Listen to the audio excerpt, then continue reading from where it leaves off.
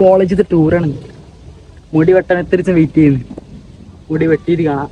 അപ്പൊ പിന്നെ എന്താണ് നമ്മളെ മുടികൊട്ടലുണ്ട് കഴിഞ്ഞ് എങ്ങനെ കാണുമ്പോൾ വലിയ രസമുണ്ട്. പക്ഷെ എനിക്ക് നല്ല സുഖമുണ്ട്. ഈ കാലമല്ലോ ഒപ്പം ഇങ്ങനെ കൊന്ന് തീരുമാനം എന്റേതായതുകൊണ്ടേ വേറെ കുഴപ്പമൊന്നുമില്ല. ലഗേജ് സാധനങ്ങളൊക്കെ സെറ്റ് ആക്കി അതിന്റെ കൂടെ കൊണ്ടുപോകാനുള്ള ഒരു അത്രയും വേറൊരു സാധനം. നമ്മൾ വിസ്കും അമൃതാഞ്ജലും പോലത്തെ ഒരു സാധനം തലവേന മാറിക്കിട്ടാൻ ഏറ്റവും വലിയ ദുരന്തങ്ങളപ്പോൾ നമ്മൾ പോണത്. അപ്പൊ മുടിയൊക്കെ വെട്ടി കോളേജിലെ ടൂറാണിന്ന്.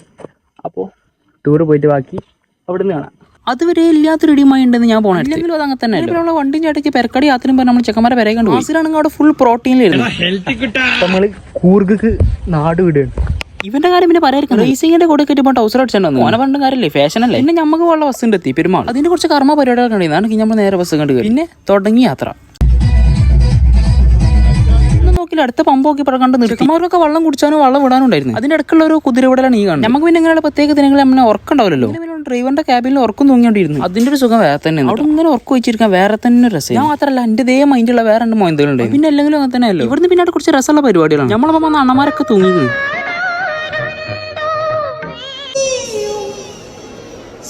ഇതാണ് നമ്മളെ ഫസ്റ്റ് ഡേ വ്ളോഗ്. രണ്ടാമത്തെ ഉറപ്പായിട്ടുണ്ടാവും. അപ്പൊ നാളെ